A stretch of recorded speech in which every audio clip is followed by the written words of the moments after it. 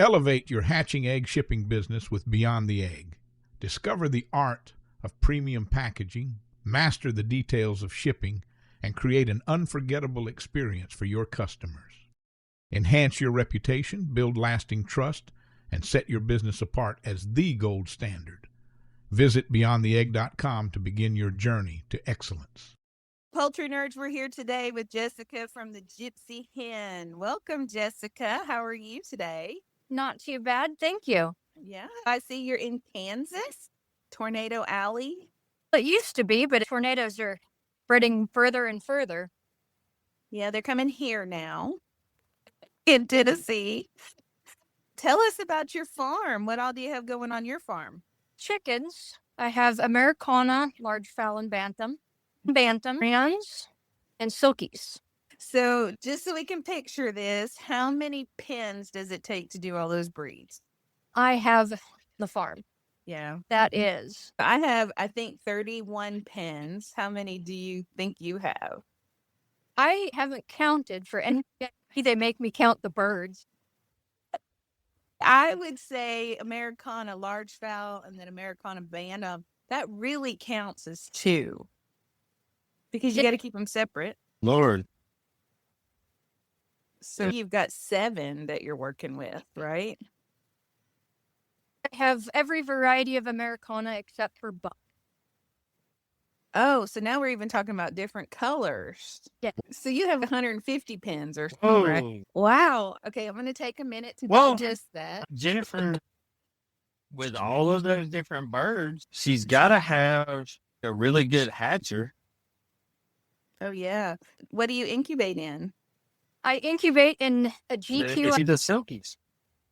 Sportsman 1502 is my main incubator. I have 6 Bryant tabletop incubators and 4 NR360s that I use on a key. Gotcha. For hatch, I use the GQF Hovabator 1580. Yep, I can see that. So let's go down our first rabbit hole. I forewarned you we were going to hit rabbit holes. I got an email yesterday from somebody who was shopping for a new incubator but didn't want to commit price-wise to a cabinet. And I directed them towards a Bryncia. Do you like the Bryncias? The Bryncias are probably my favorite tabletop model. They're more accurate than any of the others. Gotcha. Okay. I used one. You get what you pay for.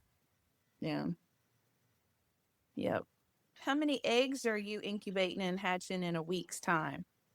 Sometimes I only set a few, and sometimes I fill them all up.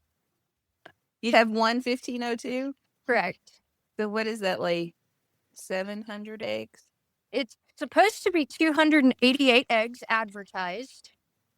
But if you're bantam rack, you can put 2 extra trays and full of eggs in the hatching tray. Oh my gosh, you were an enabler on the chicken math, aren't you? It gets bad. And I mean, with the 1502s, there's a lot you can do with those, especially like going to the bantams for bantam birds or game birds. But for quail, people on Etsy that make these little stands so you can double stack even when you have jumbo quail. Now, this is all alleged, but I think you can get about 1,200 in there. A good thing I don't have quail. Quail multiply really quickly. Quail math would be bad. So you show all of these birds that you have? I do.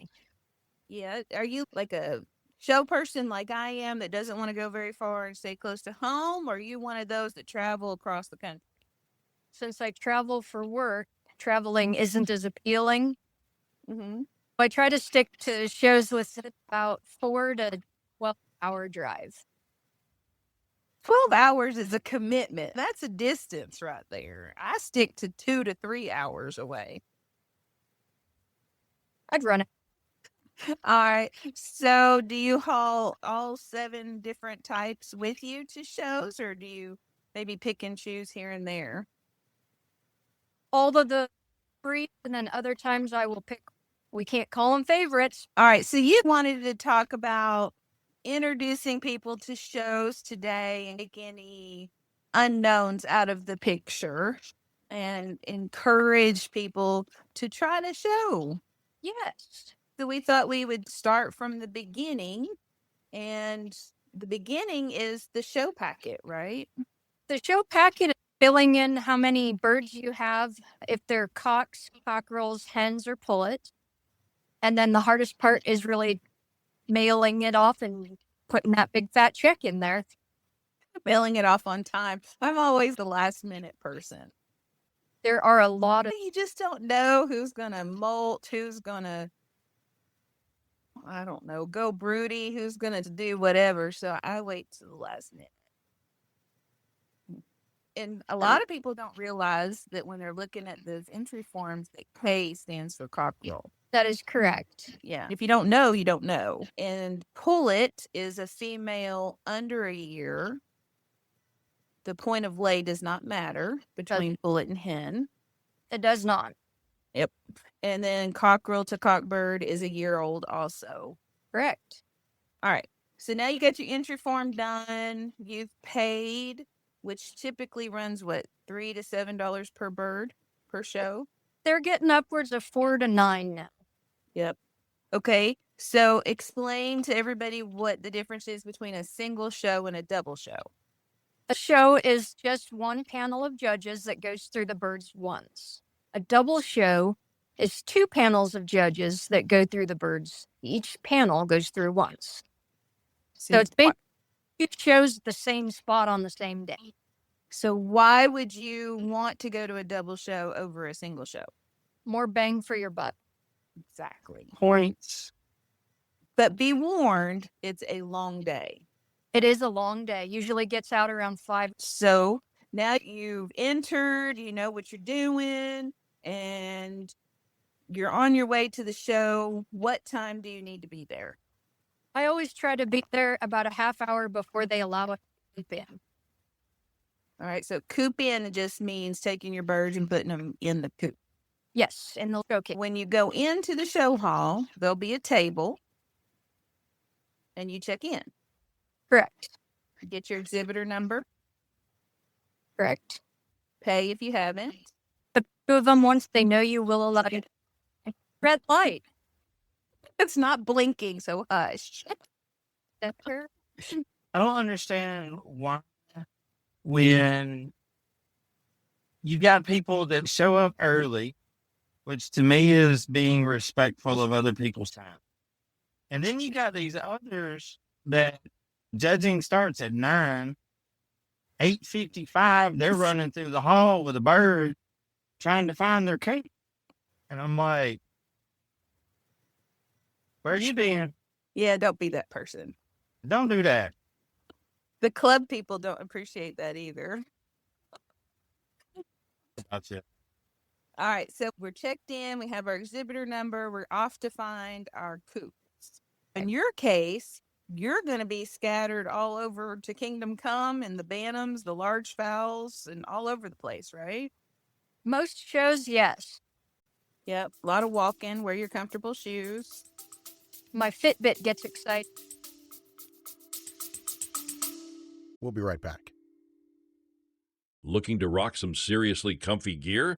If you love chickens and you're all about that fun style, then Chicken Box has got the perfect t-shirts for you. From quirky designs to classic looks, their shirts are as comfy as us chicken tenders deserve. They even have a subscription service so your coop doesn't get bored. Head over to PoultryNerdsPodcast.com and click on Chicken Box to get your comfy shirts and support the podcast.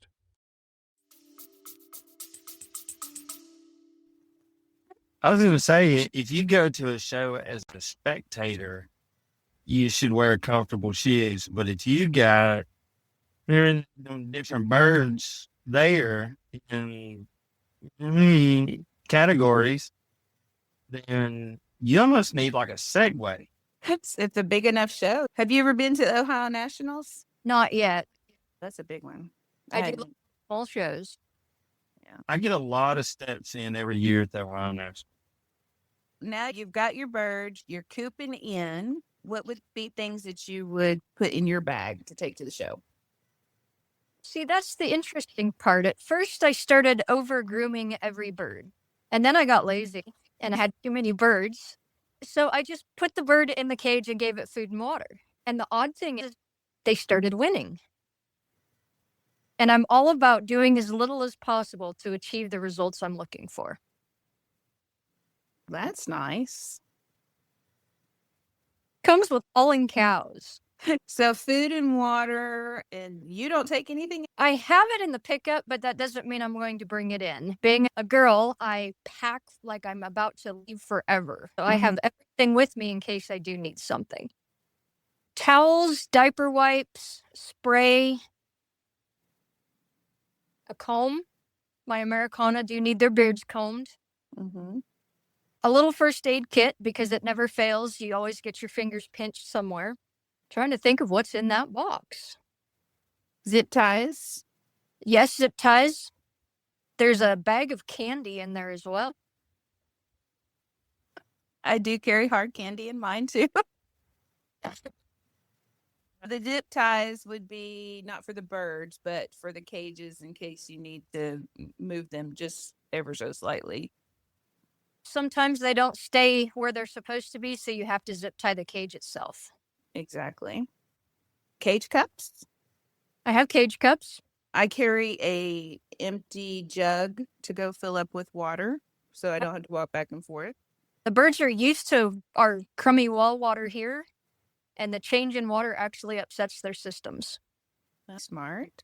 And I have seen other people that have vitamin mixtures in their water, so they always bring their own. You could bring some treats if you wanted to give them like a boost, because they get tired in the middle of the day. I use bread, little ball of bread. I have eaten a chicken nugget at Shawnee last year while I'm admiring my chickens. That gets him excited, huh? It really did. I was at a show a couple weeks ago, and one thing I think I'm going to invest in would be some kind of clear plexiglass that could slide down between the cages, because it wasn't my bird, it was the bird behind mine kept reaching through and picking a fight with one of my cockerels. And I couldn't find any cardboard to put down in there. So I think I would invest in some thin plexiglass to go down in there. A lot of the game fowl people have plexiglass or plastic sheeting that they put in between. Yeah, that was a Shamo rooster that was picking at my Orpington. And I would walk over there and the Orpington was like, Mama, I never had anybody pick at me before. What is he doing? So, the Orpingtons are so docile, he didn't know what to think about it. I carry a little brush because that's fluffy butts. Yes. Instead of a comb. One of those with the teeth that's wide set, like from the 70s. That kind of brush. I resemble that remark. I'm right there with you, chick. I can't think of anything else in my coop bag other than what you mentioned. A folding chair. Yep. Water for yourself and snacks. Snacks. Yep. Sometimes they have food trucks, They- but you probably want your own snacks in a lot of cases. Okay. So now you're all cooped in. Your birds are groomed if you're going to groom them. You don't have to.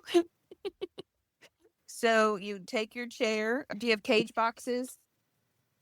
The transport boxes? Yes. Yes. Where do you Hey. put yours? I put mine Y'all, back. y'all forgot hair dryers. People have those. This is just for Silkies, right? Mostly. Okay, so where do you put your boxes at? Normally back in my pickup.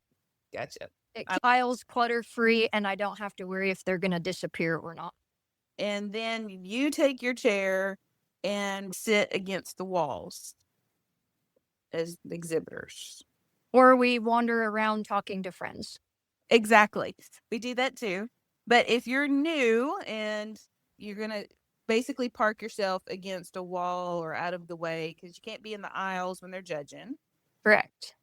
And so if you're just there visiting, you've never been to a show before, The people that are parked in chairs along the walls, those are the exhibitors, and we are more than happy to talk chicken the entire time we are sitting there.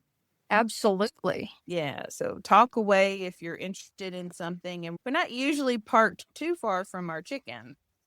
Most of us. Don't be that person while the judges are judging. Don't be that person that goes out and tries to have a conversation with them. You can talk to him afterwards. I've been to shows and seen that before. And I'm like, oh gosh, how is this fixing to go?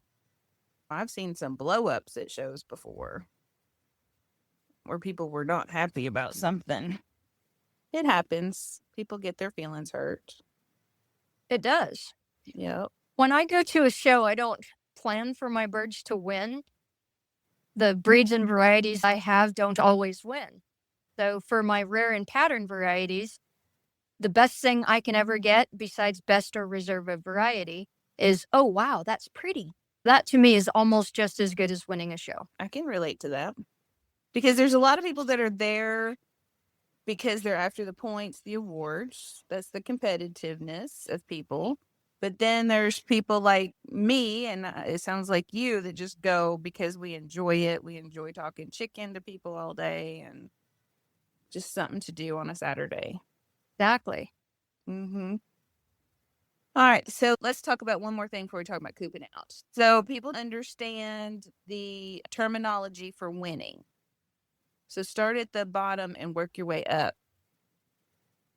They have number placements, usually 1 through 5 on the individual sexes of the bird, and then best and reserve variety. From there, you have best and reserve of breed. From there, you have best and reserve of class. For me, that would be Continental, AOCCL for my bantams. Feather leg, AOSB for the large fowl Americana, and American for the Chanticleer. And then from there, the best of each class go on champion row, and then the judges select for the grand champion and reserve grand champion. For each show. If it's a double show, you do it twice. Correct. So when is Bragging rights come in. Yeah. When is the best time? They're supposed to coop out after the awards ceremony, which is usually written in the rules. However, there's a few people that sneak out early. If you're on champion row or if you have a winning bird, then you forfeit your awards for cooping That out. makes sense. Can't win if you're not there. That's right.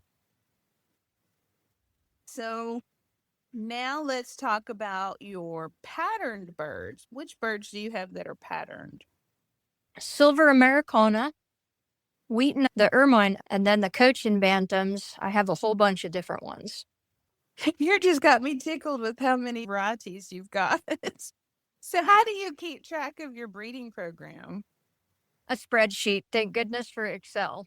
Wow. So you do leg bands or wing bands? I have colored zip ties that mean different things. I have leg bands that mean different things. Some birds have wing bands and some birds have toe punches. Okay, toe punches is one thing we haven't talked about on the show before. So can you explain toe punching? It's like an ear piercing, but on a chicken toe. In the webbing. In the webbing, it's just a little hole. How do you keep it from growing back together? When they're small, you pick it apart, and eventually it doesn't grow back together. Okay. And so there's different combinations that tell you. There's actually a sheet that you can look at to tell you what number, or you can just say any left foot outer web is this, or right foot outer web. So how many different combinations? Is it 16? I thought there was upwards of 20. Okay. So I use wing bands. And then some leg bands, but mostly wing. So the pattern varieties, do you double mate those or do you have those just set up in single coops? It would be great if they would all be single coops, but some of them are double mated. Which ones?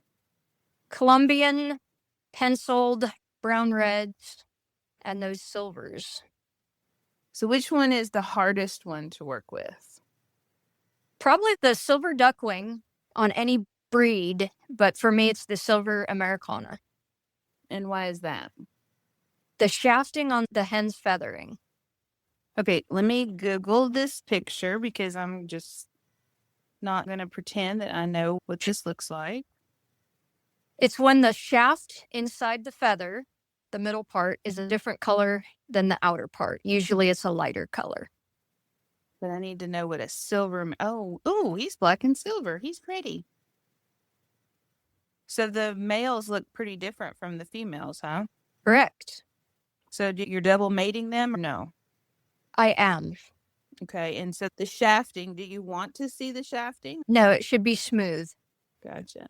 Then she's not good. Let me look at a different one here. Okay.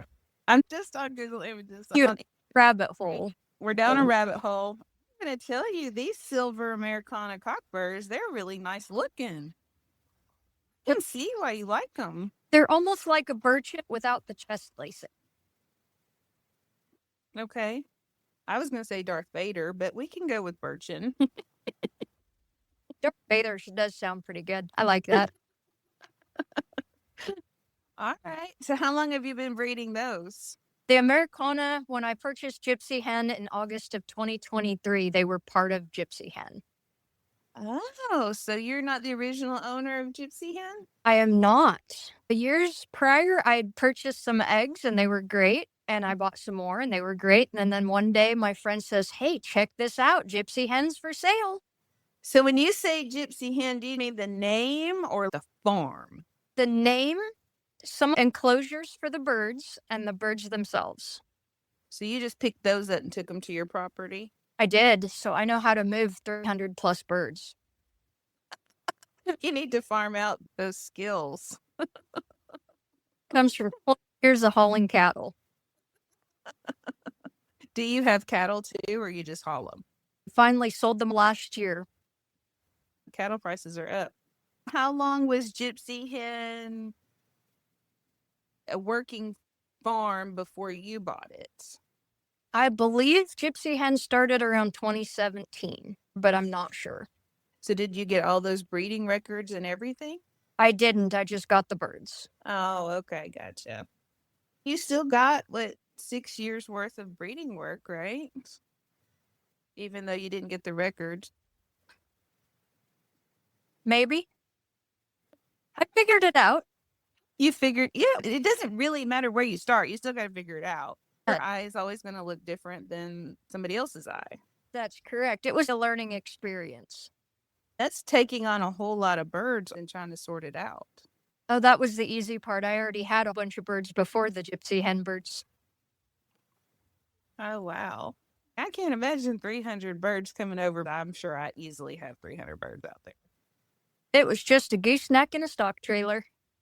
We had another guest on recently, and he's moving cross country. He's going to throw them all in a stock trailer and take off. Do it at night.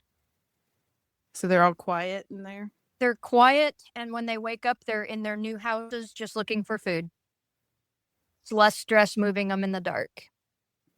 Yeah, I can see that. They can't see, and they're sleepy. And they're just bumping along, going to sleep, right? That's correct. That's why a lot of cattle move at night.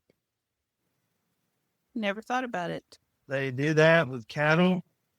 Poultry. But where's the poultry too? Wine. There's no places open when you cross the state line. Listen, we're not supposed to say all that kind of stuff now. That's a different rabbit hole. So if people wanted to find you and get a hold of you and buy some of this stuff, do you sell? You sell hatching eggs or birds or both? Mostly hatching eggs. Okay. Hatching eggs, yes. Live Okay. birds, not so much, but I do take them to shows. To meet up with people? Correct. So do you have a website? I do. www.gypsyhen.com. That was easy. Do you know where the name came from? It came from a black Americana hen named Gypsy. Oh, okay. See, I Gosh. wondered when you were going to ask that because I've been like, where did the name come from? You're speaking here. You could speak up anytime you want to. With the name Gypsy, is that from transporting them across country or what?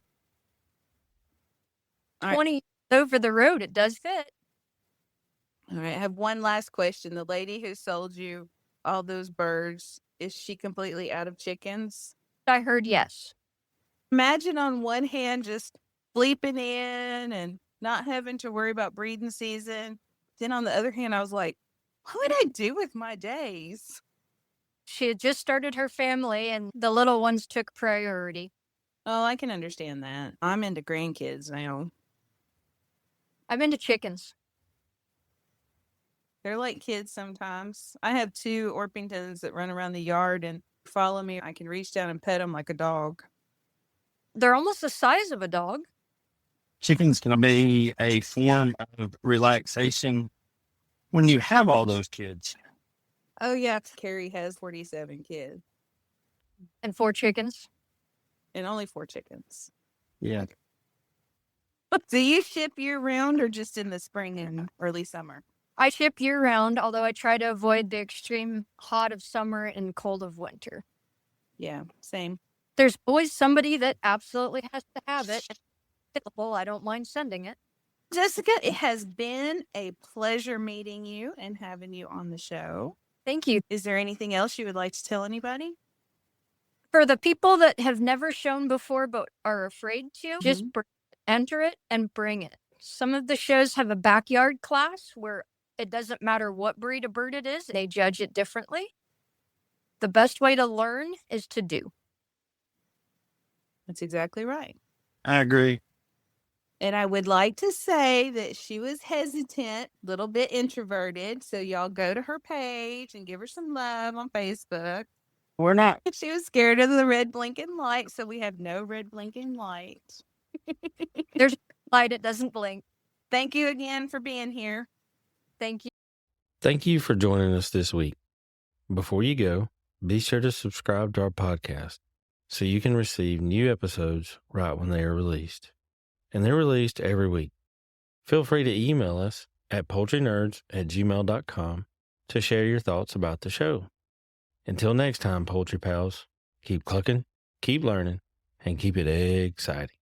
This is Carey signing off from Poultry Nerds. Feathers up, everyone.